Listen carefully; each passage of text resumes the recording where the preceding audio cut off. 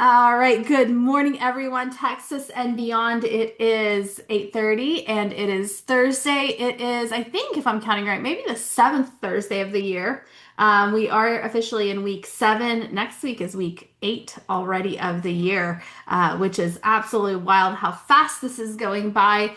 Before we get started in our content this morning, if anyone has anything to announce, so any announcements or any shout outs, or any gratitude that they want to share, this is the time. Put your hand up, uh, and we'll try to get through it in a minute or two and then jump into our content for this morning. While you're thinking about that, uh, we do have a fun event coming up in Austin. I just want you to put it on your calendar. It'll be April the 10th. April the 10th. If you like learning from Valencia, she will be live in Austin teaching on her expertise, which is converting appointments, honestly. So on the topic of conversion. So mark that in your calendar. We'll have her closer to that date talk about it, but I just wanted you to know that it's coming up. All right. Um, Ladies and gentlemen, Akash and Karisa mostly, I'm going to go ahead and spotlight you guys so we can get started with all the fun we're going to have this morning. Here we go. One more. Add that spotlight. Okay. So last week was really fun. And if you maybe missed last week, that's okay. If you look in your calendar invite from today, there is the link to replay last week. Um, and what was really fun about last week is we all have had kind of the same amount of time this year, right? We're talking like 7 weeks at this point. And so we talked to Carissa and to Akash because there are two agents doing a lot of business right now, and it wasn't luck, right? Sometimes luck does have a part to play in it, but you can't take advantage of luck unless you're prepared and all the other things. It was their pipeline, it was their systems and their skills, and just to catch you up, they have gosh, maybe has grown since last week, but at the point last week, they had 10 closed or pending for the year already, which is a big, big chunk of their year. So I thought that was really valid and something we could jump into. There's a lot we talked about last week. Go back and listen to it. But today I'm going to start with our next question, which is, what's your strongest listing conversion line? Do you have a strong listing conversion line?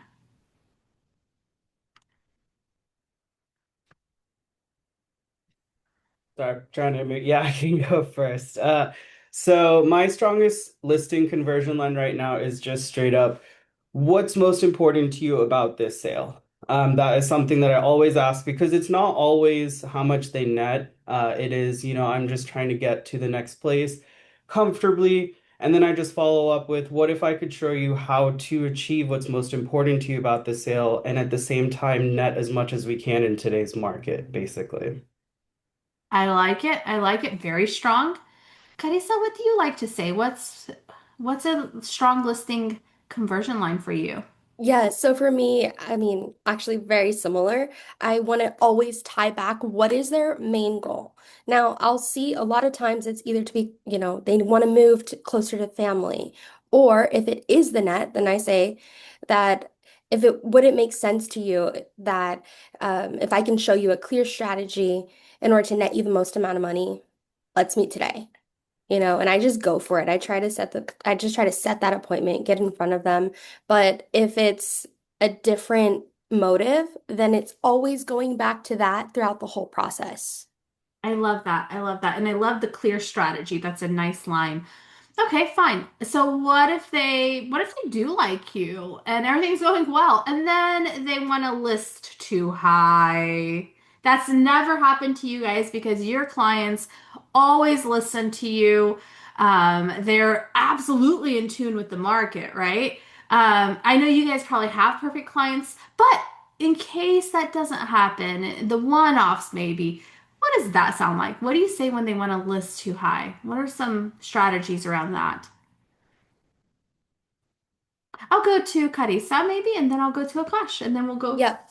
forth. So this is where transparency is key. I'm upfront with them and I say, hey, I don't want to do you a disservice. Right now, average days on the market is 71, and in your price point, it's 104. And that's using my average price point right now. That's from 250 to 300 right now. And I checked on Area Pro. And I do that every morning, right? I'm always looking at the market. So I want to make sure that those numbers are clear so that when I'm sharing this with them, they don't come back and say, why you said it would sell if we did X, Y, and Z, then it's price. And if it's price and I don't want them, that's not the best strategy, and I tell them up front, I actually already have an amendment prepared and I'll have them sign. If we don't get an offer in the next 21 days, it's going to be a 5% reduction. And I prepare that up front and I actually learned that from obviously Deldy and one of our team members, Jake, who started doing that. And it just provides a really clear path of the way that we're going to work, that we need to be in alignment with one another if we're going to reach the ultimate goal. I And like actually, I have a call to make today that's the exact same. And they had already agreed to it. So now it's just time to reduce a little bit. how do you bring it up in the conversation? Like you're going to call them today, and I mean, I guess they'll remember that they signed an amendment, but like, how do you re-bring it up? Because I don't know how excited they'll be that their house hasn't sold. Yeah. I'm always going to try to paint a positive picture for them. Hey, I know that you already moved and now you're paying rent and you still have your house here. And we are this amount of days on market. I said that when we got to this point, it'd be time for a price reduction. And actually, we received an offer on the property last night that was really low. Um, and I have to present that as well. So I'm either going to negotiate that and get it under contract today, or we're going to have a price reduction. So we'll see which one comes first. Fair. Yeah. Akash, what about you? They want to list too high. What do you say? What Uh, happened? yeah, no, well, first, Carissa, I absolutely love the amendment thing. Easily going to start using them myself now with my listing appointments. And so, what I usually want do is while I'm there at the appointment, we just went over the numbers. We've talked about where I want to list it at. They're like, okay, I want to go $25,000 above. And I'll very nicely just ask, okay, what did you see in here that we just went over that makes you guys feel that you could go $25,000 above, basically? And, they'll be like, I've got blinds on the windows, or, all of these additional things. And I'm like, okay, if we look back, these guys are still offering all of the same items that y'all are. And then I always use what Julie says now, which is just, okay, so if I gave you $525,000 in cash, are you going to come here and spend $525,000 on this house? Most of the time they say no. So then it's right away, well, why would you expect another buyer to come in there with the same mindset as you to pay that much for it?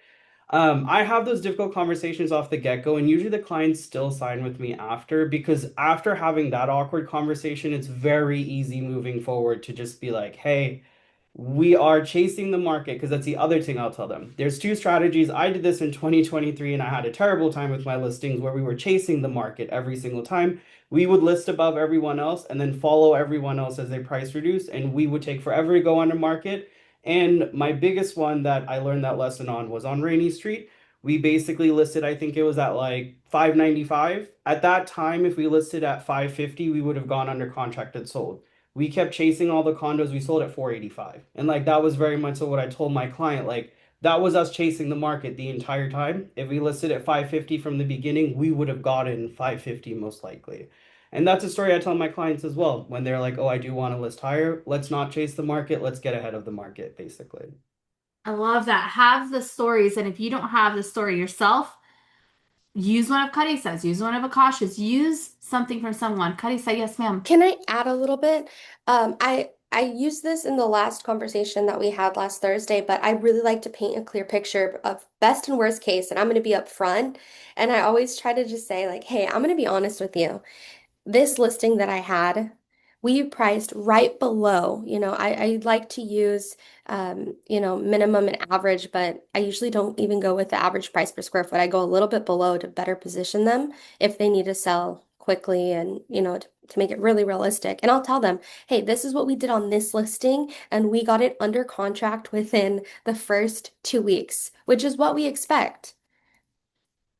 I love that because what you're doing is you're not underpricing. There's not a way to underprice, guys. You guys understand that, right? What you're doing is you're positioning them in order to sell. I really like that. Kevin, I see your hand. Yes, sir. Follow up. Yeah, I just had a quick question for both. When, especially Akash, when you're showing them what chasing the market looks like, are you actually showing them properties in that area that did chase the market? And so, like, you're like, look here, it's they started at 595 and they sold at 550. So obviously, we shouldn't list at 595, or we're going to get the same results. Do you give them actual examples? Yes, absolutely. I'll even show them a year back and show them where the neighborhood was and then show them where we are. Most neighborhoods are under. So that's what I'm letting them know. Like, hey, if we're chasing, this is what we're going to look like. I'll show them those examples and be like, year over year, we still are under. So there's no reason why we should list above any of the people that closed, basically. That makes sense. All right. What about they say, I want to wait until X. I want to wait until spring. I want to wait until, my kids are out of school in May or June or whatever. Like pick your I want to wait, for a seller. Like, what's your pitch? What do you say? Sorry, I forgot who I left with. Either one of you take it.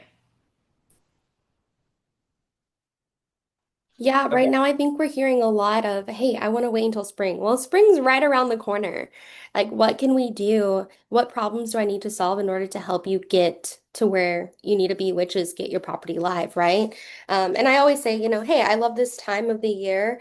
You know, I know you're saying you want to wait till spring, but on the other side of that, more homes are also going to hit the market. Yes, there'll be more buyers, but at the same time, now you'll be competing with more listings and I will always go back, right? I want it to be market driven, so it's not just my opinion. What is the data saying that I can go back to? So it's not all of a sudden I'm just saying what my opinion is. It's backed by numbers.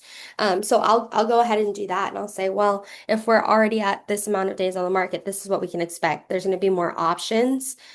So if you want to, have a strategy where you're ahead of everyone else, then it would be to list now. I can help you do this, this, and this. I like that. Akash, anything different?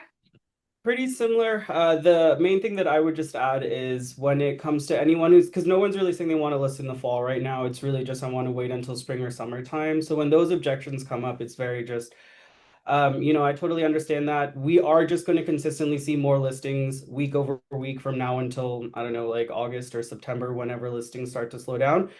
You're a seller who's catching whiff that the market is getting better, correct? They'll usually say yes. So you're not just the only seller, there's going to be a lot of sellers. And let me tell you how many properties expired over the past 2 years that have been trying to sell. They're going to be coming back on the market, most likely around that summertime, because that's when their agent said to come back on the market, because that's a great time for it. So what I want to do is to beat that, because we are seeing more buyers in the market right now, week over week. We are seeing more pendings year over year. Most agents aren't paying that much attention to the market on a weekly basis to know that. So we can take advantage of that and get this in early spring listings so that we can beat the rush of listings that's going to hit our market this summer. Because I mean, for us, I know for a fact there's going to be so many listings that's going to hit the market this summer that I want my sellers to get out in front of it. Very good. Very good. Very strong, you guys. Very strong. I'm going to switch gears to separating, just producers from pure burnout. I'm going to go a little bit into some organizations, share your best practices, short and sweet. How do you stay organized right now? Like for you, is that your calendar? Is that your brevity? Is that your staff? Is that a checklist? Is it something completely else? Akash, how do you stay organized in today's world? All of the above that you just mentioned, I'm a pretty boring person. I have all of these structures in place. I'd love to say that I'm the super creative person who just wakes up and I know just off the top of my head what I'm going to do. No, I wrote it down the night before and then I wrote it down on a piece of paper when I came into the office, basically. So my calendar is structured out where I used to time block my mornings with my lead gen times. Now I just time block my appointments, basically. When it comes to CRM, I'm a very task heavy person. So I'm looking at usually 30 to 50 tasks a day in my CRM that I'm moving forward. My calendar is literally essential, and the team helps me with that. So that's something where, like, if it's not on my calendar, I am going to miss it most likely. So very structured in the sense of the night before, I write down my list of everything that I want to accomplish the following day. Come into the office, I write that list down, and then I try to work through that until 12 p.m. Whatever's left over goes on the list for next day, basically. That makes sense. And I love that you led with, you're kind of a boring person. The reality is, if you know Akash in real life, he is not a boring person. He is a structured person for the kind of life that he wants to live. But I would say you're anything but boring. But I do appreciate that there is a lot of success found in the normal things. Carissa, what about you? What makes you Yeah. able to do what you do? Well, as far as organization, really simply, I have a binder which is usually on my desk right next to me. We had an event last night, so we rearranged everything. But I have a binder, and on it, I have my business plan, and then I have goals inside, and then I have pink and green sheets, scripts, everything that I need. And then I also have the same thing on like the stand-up desk right next to me. So, um, I have that, and it keeps me focused on what the goal is. I'm a person that gets distracted really easily, and task switching it's horrible. It happens. So I actually got this gift. I started really using this, and I kind of challenge it for myself, but like a sand clock, or I have a task. What is it called? It's a tab. It opens. It's called Momentum. I've used that for years, and on it they have the Pomodoro, and it has a timer on it, and like you can have a quote and your top three priorities. I use things like that. So it's called Momentum timers. Of course, Brevity and my calendar. Sometimes I don't follow my calendar, but I will always follow my appointments. And I will have, I mean, my whole yesterday and the last 4 days was just appointment after appointment. And obviously, you want to make sure that your showings are in there. It's connected to showing time or whatever it is. But I always have my blocks already. So I know that I have space for appointments on these times, and then the morning is set aside for lead gen. I like that. I hear you both say a lot of similar things, except one could be more structured than the other. The other one, here's the reality. We're not robots. No. And we are all going to be different personalities. We all have different goals. And what I want to come across when you're listening to this is you can succeed in different ways. And there are some key elements that, there is some structure. Like Carissa knows her goals. Carissa does have them in front of her. Akash has them in front of him. Like you're not shooting from the hip every day. Mhm. And so I love that. Structurally, like I heard both of you talk about appointments being a key thing that is like a big focus for you. Structurally, in a week, what are you wanting to get out of that week? Like, how does your week look like structurally? Like, what's happening in a given week? Kadis, I'll go to you because I just wrapped with you, and then we'll go to the next one. Yes. So, I mean, every morning, of course, we have our power up. I'm at the office at 8:30 every morning. And if I didn't do what I needed to do, sometimes like I'll be a little bit earlier and I need that quiet, that just Wait, kind of can I back up? Why? You have 10 closed pending, maybe more. I Why? have 7 closed. Now my pendings come down because I had 3 closings from Friday to this past, yeah, I had 3 closings in this past week. Um, that's what it takes. If I have all of the wisdom of the world from the best agents in the industry within place, and you see a pattern, it would be foolish for me not to listen to the ones that have gone before me and done this. And I asked Deldy yesterday, I've asked, all sorts of incredible, amazing agents that I absolutely love within our world. And success doesn't happen by accident. It takes doing the work and it takes being the first one in the office. And if you're not the first one in the office, maybe you're the last one. If your schedule might look different and you might have, different family things but it takes intentionality of time and it takes doing it daily. I love that. So, So you're in yeah. the office uh in the morning. What does the rest of your week look like? How do you get to be you? What does that look like? Oh, I feel like I have a lot of fun. I love my clients. Like, I don't like to work with people I don't love. So I, of course, mornings, setting those appointments. Sometimes, like I said, it's, if I don't have an appointment, I'm actually out in the community and I know the spots. I will go to this coffee shop or this restaurant. I know that I'm going to connect with at least five people, and all of them ask me about real estate because they know I'm in real estate. So I'm going to have some sort of a conversation, and oftentimes they'll connect me to somebody that has an immediate need. So that's a part of my week. So if I don't have an appointment, I'm, actually out actively looking for it because an appointment can be wherever you're at. It really can. And you can set someone on a market report. You can, if you're at an open house even and it's kind of slow, you can really go and do a home valuation for someone. You make the appointments, you create it. Really, that's what it is. I love that. What about you, Akash? Anything with your week structurally that you want to talk about? Yeah, so it used to be a lot. I would say this past year it's been kind of changing because there's more and more that's getting put on my plate. And I think I mentioned like expanding that rubber band last week, basically. For me, it's been I used to come in, a little bit before 8:30 in the office, be here a little early, start to do stuff. I can't expand my rubber band any further, so the only thing I could do was come in even earlier to take care of my tasks that I needed to do before I start working. So I'm in the office usually by like 7, 7:30 these days, and that's when I'm pounding out like all of my admin tasks, my custom searches, everything like that. Because for about 6 months last year, I noticed my lead gen was slacking because my plate was just too full, basically. So now Very that's where follow up, were you when you got busy last year for a few months there, were you kind of doing your admin type stuff in the morning when you should have been lead genning? Is that what you found? Correct. Yeah. So there was a lot of fires that were going on. So it was one of those things where I'm like, okay, like let me focus on these. And then lead gen was getting dropped for custom searches, trying to pen the clients that I had on my plate, basically. And then now it's coming in earlier to take care of all of those tasks. The one thing that I will say that really does help me was from like Brendan Burchard was, the high performance. High performers usually take about like a 5 or 3 to 5 minute break every hour, basically. That's been really helpful for me. I usually take about a 3 to 5 minute break every single hour just to refresh, come back in.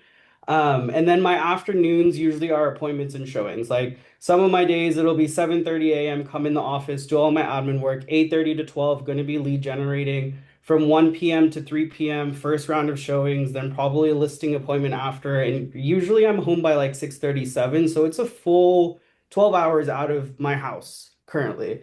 That's because, again, I just don't believe that I can expand my rubber band any further. I just have to add more time for me to do stuff currently. I hear that. Speaking of pendings, once you get a client under contract, what happens in the first 24 hours for you, Akash? I give them the heads up that I'm very active with them in showings. Once I pen them, my team takes over. I'm focusing on negotiations.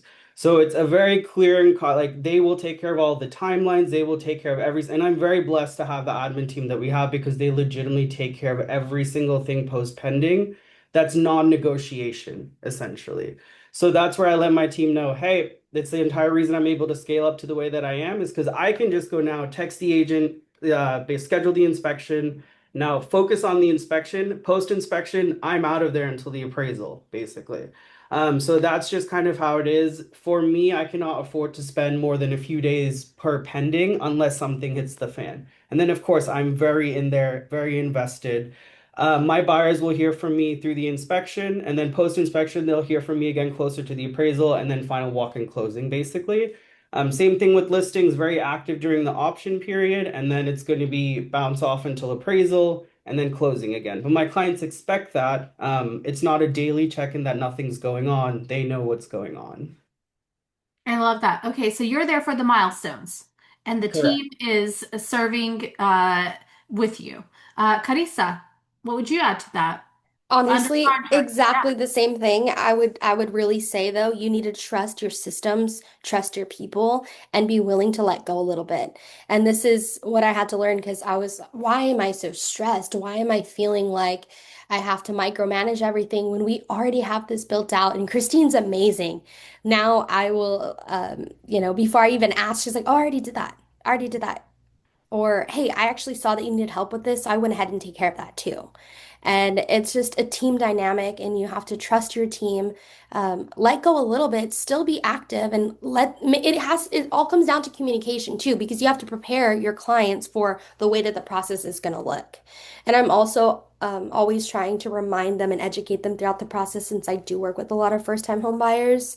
But even for the investors, even for the people that have sold and bought 50 properties, it's still important to remind them of what comes next.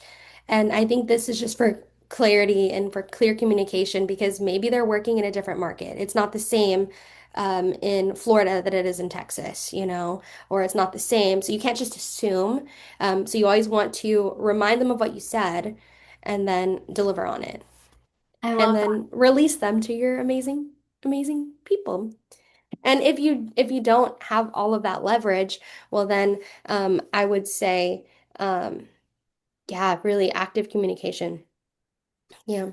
So it sounds like you both really value communication, right? And we learned when we did the Built to Win training the other day, a couple weeks ago, it was leadership is communication. We're all leading our clients forward. And I heard essentially like the communication isn't just you, it's also your team. You're trusting your team. And I also heard that you are there for the milestones. Like the big milestones, they are connecting with you. Um, and I think what's interesting about this is, your first deal that you ever do just feels like, I mean, we can all remember our first few deals. I mean, you're in it, you're in the thick of it. The reality is, if you spend that much time per deal forever, while it may feel like customer service, it's not customer service. There's not a lot of intentionality behind it. And um, one of the reasons that Carissa and Akash are able to be so with it with their individual clients is because they're not with a client and picking up the phone, to talk to a lender, in the same showing appointment, right? They're not doing they're able to focus in on their client, and they're there for the things that get them paid, which is those big milestones. That's what the client remembers. I want to wrap up because we could talk forever. There's so many ways to go about this, but um, question number 9, which was, what do you delegate and what do you refuse to delegate? Can you wrap us up on what do you delegate and what do you refuse to delegate? You guys are both very successful agents. We're so grateful to have you in our orbit here in Texas. What do you delegate? What do you refuse to delegate? Wrap us up with that. Akash. I would say for me, I don't delegate anything that's client facing. So, I mean, I do have Jason, who does help me virtually, of course. And shout out the rest of our admin team since I called him out before with Brooke, Lori, Ivy, Chloe, love them all. But for me, I delegate all of my non-client facing tasks. So, text messages, emails, everything like that, I'm fine with. I'm the person of contact for showings. I'm always there with everything like that. Negotiations, of course, I'm never going to delegate that. That's what I'm paid the big bucks to do, essentially. But everything client facing, where physically you have to be there for a client, I will be there, showings, inspections, all of those things, because that's when they build more and more trust with you. The amount of times I've heard people say, like, my agent didn't even show up to this inspection. I'm 5 years in, I show up to every single inspection that I go to. It's crazy that people do not.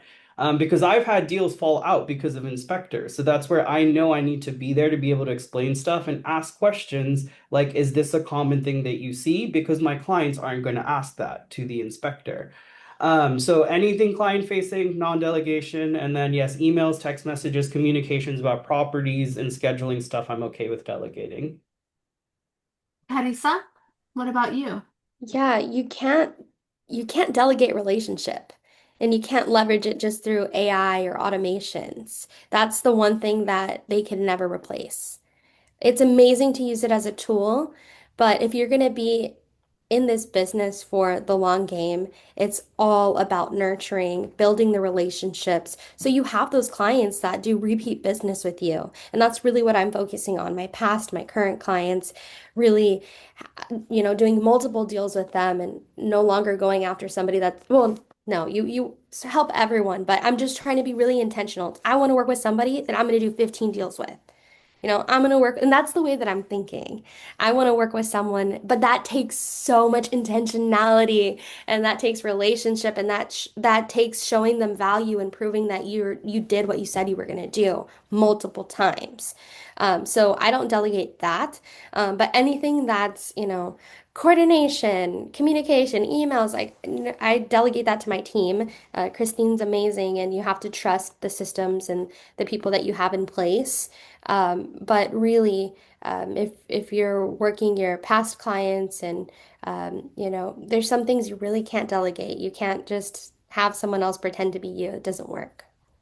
I love that.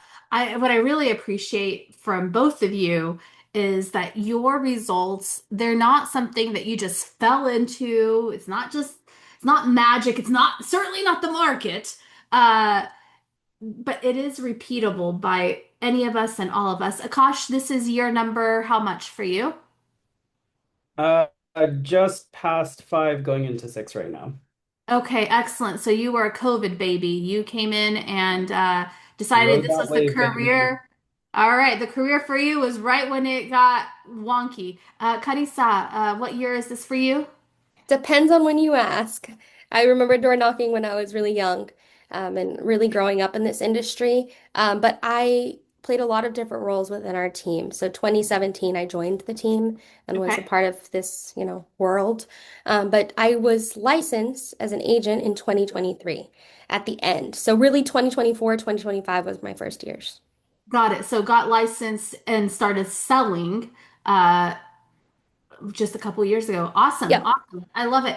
I wanna touch back with these guys when they're in the 20, maybe when you guys hit partner. I mean, you guys already are, but maybe when you hit that 24, 25 pending close, let's see what else is going on.